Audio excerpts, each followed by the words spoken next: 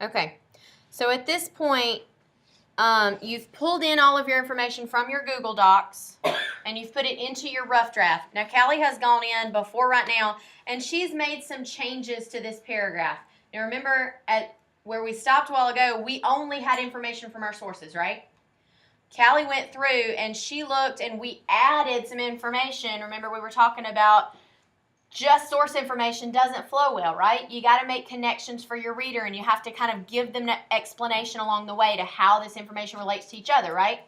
So she's gone in and she's added a lot of those sentences, and the ones that she's added we've highlighted, or she's highlighted rather, in yellow. So we're going to look at this so you know how to do that when you go back to build the actual flow of a paragraph, okay? So the first sentence we added is our what sentence?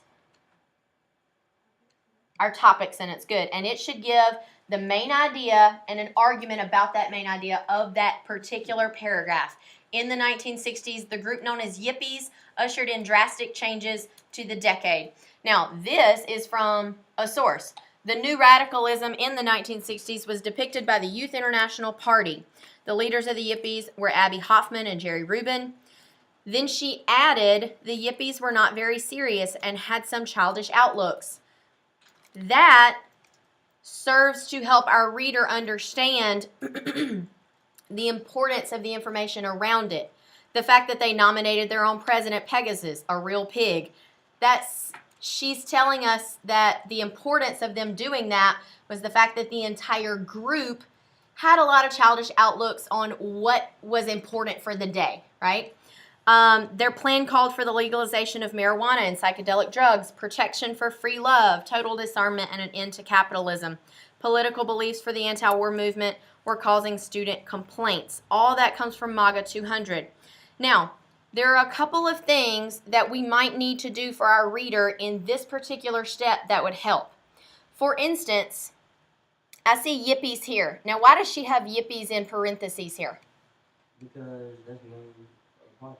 That's the name of the Youth International Party. But in research papers, what do parentheses usually point to? A citation. So I think there's probably a better way to put this than parentheses, though grammatically parentheses and mechanically parentheses are absolutely fine here. We could also say, was depicted by the Youth International Party, comma, also called Yippies. Very good. Does that make sense? Now, she said that as she went through here, she reordered some of the sentences, but here's the deal. The ones that she reordered all came from the same source, so we didn't have to move what? The citation. Because remember, when we move information, what moves with it? The citation, but she didn't move it out of the source that it came from, okay? Now, if she had moved U.S. history in the middle there, we would have had to kind of sandwich that in there. So we would have had to put MAGA twice, right, to show where it ended the first time, and then put U.S. history in the middle, and then where MAGA ended the second time. Does that make sense? So make sure that your citation always notes or kind of gives a flag that, hey, the information from that source just ended. Now I'm moving to another one, okay? Here's my other thought. How do we know at the end of MAGA that this information here they would start to organize comes from a new source, or whether it's just Callie's words herself, and those are her ideas? Callie, are these your ideas, or are they kind of ideas from the source? I don't know, I came up with it, but it's based on. But it reflects the source, right? So what's a good way to tell our reader, hey, all this comes from a source, before they get down to the end and realize it, kind of to warn them at the beginning? What could we say? Not in text. Not an in-text citation, because that comes at the end. How could we alert our reader at the beginning that this came from a source? How do you say to somebody else that something comes from somewhere? You gotta put it in the sentence. You got to put it in the sentence. Yeah. According to the text. And then you would say the what? Whatever the name of it is. So we already have the name U.S. History in quotation marks, but this also comes from a website, right? What's the name of that website, Callie, that it comes from?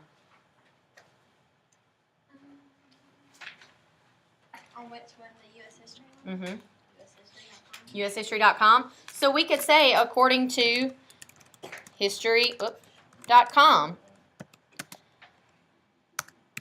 they would start to organize rallies where they would protest their views. Now, history.com is a website, so it needs to get italicized.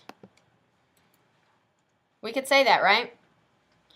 We could even go up to the top and note where this source begins. What might we say here?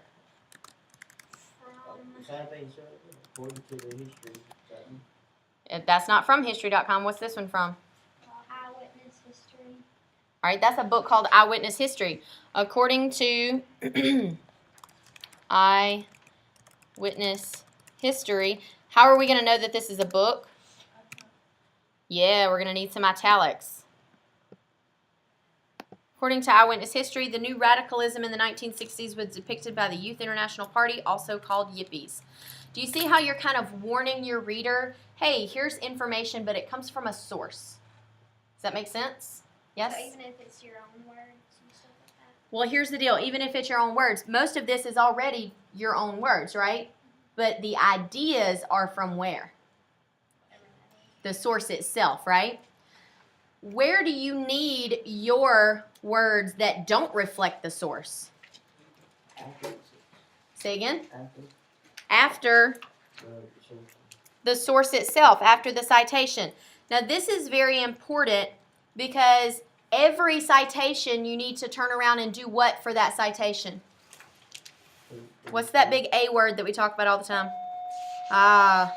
We need to analyze it. We'll talk about that next time. Okay? Good job. Y'all shut down.